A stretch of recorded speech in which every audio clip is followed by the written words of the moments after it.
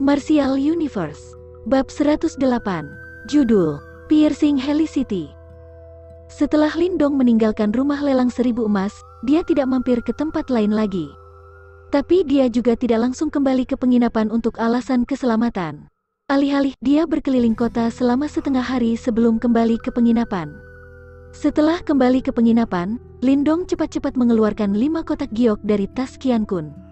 Saat dibuka, aroma menggoda segera keluar bersamaan dengan cahaya samar yang melingkar di sekitar ramuan. Dari penampakannya saja, Lindong tahu jika ramuan itu jauh lebih baik dari ramuan kelas 4 yang dibelinya di kota Qingyang.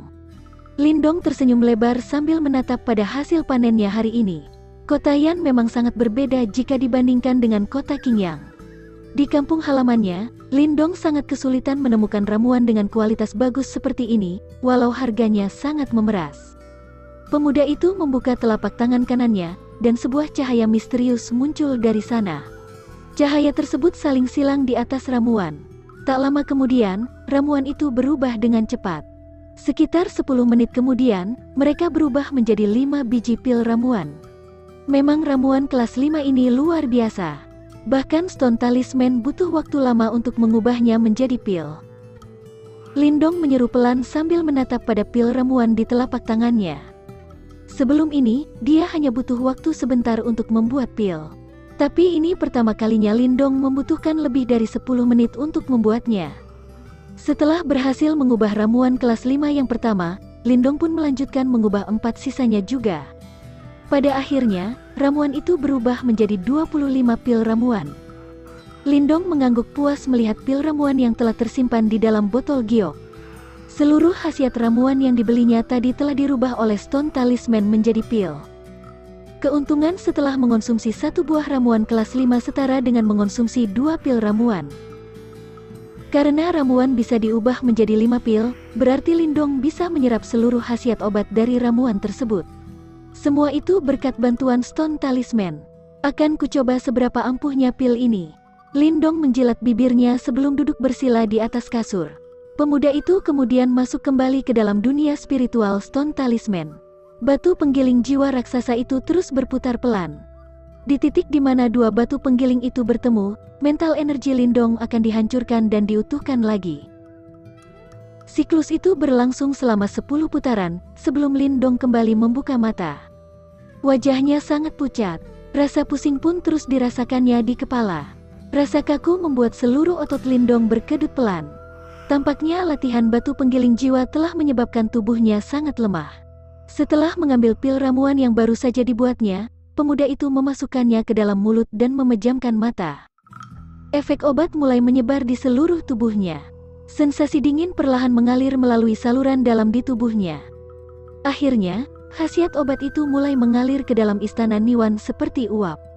Ketika ki sedingin es mengalir ke dalam istana Niwan, pusing di kepalanya mulai lenyap. Sementara itu, sensasi kaku di tubuhnya pun mulai menghilang. Sekitar 1 jam kemudian, Lindong membuka mata. Setelah khasiat obat telah terserap sempurna ke dalam istana Niwan, dia kini merasa segar kembali. Rasa senang terpampang di wajahnya dan tak bisa disembunyikan. Khasiat pil ramuan telah jauh melampaui perkiraannya. Latihan melelahkan dari batu penggiling jiwa dan konsumsi pil ramuan merupakan sebuah kombinasi yang sempurna. Karena itu, setelah sesi latihan pertama berakhir, destiny simbol di istana Niwannya bersinar. Destiny simbol itu tampak lebih padat daripada sebelumnya. Fu. Lindong menarik napas, ekspresinya senang. Sebelum ini, saat dia tidak memiliki pil ramuan kelas 5, dia hanya bisa menahan 10 siklus dari batu penggiling jiwa selama sehari sebelum dipaksa istirahat. Baru dia bisa melanjutkan lagi keesokan harinya. Namun sekarang, Lindong bisa meningkatkan efisiensi proses itu beberapa kali lipat setelah mengonsumsi pil ramuan kelas 5. Contohnya, saat ini, setelah mengkonsumsi pil ramuan kelas 5, walaupun kondisinya belum kembali pulih, dia sudah bisa kembali latihan lagi di batu penggiling jiwa. Terbukti jika pil ramuan kelas 5 itu sangat ampuh. Bagaimanapun, kau pasti mendapatkan apa yang kau bayar. Lagi, merasakan kondisinya meningkat hebat, Lindong kembali semangat. Dia berteriak dengan ekspresi menggebu-gebu dan kembali lagi ke dalam dunia spiritual Stone Talisman. Hanya setengah hari, Lindong telah menahan 30 siklus penghancuran dan pembentukan kembali mental energi. Latihan menyiksa itu bahkan membuat tikus kecil di sana membatu sambil terus bergumam. Sinting. 30 siklus membuat Lindong sangat lelah. Setelah pengulangan ketiga, Lindong masih merasa kepalanya berat bahkan setelah memakan pil ramuan. Dia tahu jika itu merupakan pertanda jika dia telah mencapai batasnya. Kalau dia memaksa terus berlatih, dia akan melukai dirinya sendiri. Setelah mencapai tingkat ini, Lindong terpaksa menghentikan latihannya yang gila. Tampaknya Lindong hanya bisa menahan paling banyak 30 siklus setiap harinya, bahkan dengan bantuan pil ramuan kelas 5 sekalipun. Tapi tetap saja, dibanding sebelumnya, ini 3 kali lebih efisien. Karena itu hasilnya sangat memuaskan. Lindong pun mulai tenang. Bagaimanapun, segalanya memiliki batas, termasuk dalam latihan. Lindong benar-benar memahami prinsip tersebut. Setelah selesai latihan, pemuda itu mengambil benda seperti cakram dari dalam tas Qian Kun. Itu adalah secret spirit skill level inti yang dibelinya dari lelang. Di cakram berwarna giok tersebut terukir beberapa simbol.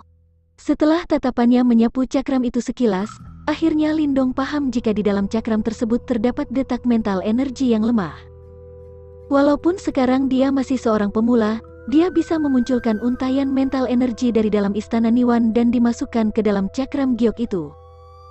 Bersama dengan mental energi Lindong yang masuk, aliran informasi pun keluar dari cakram giok dan mengalir ke dalam kepala Lindong.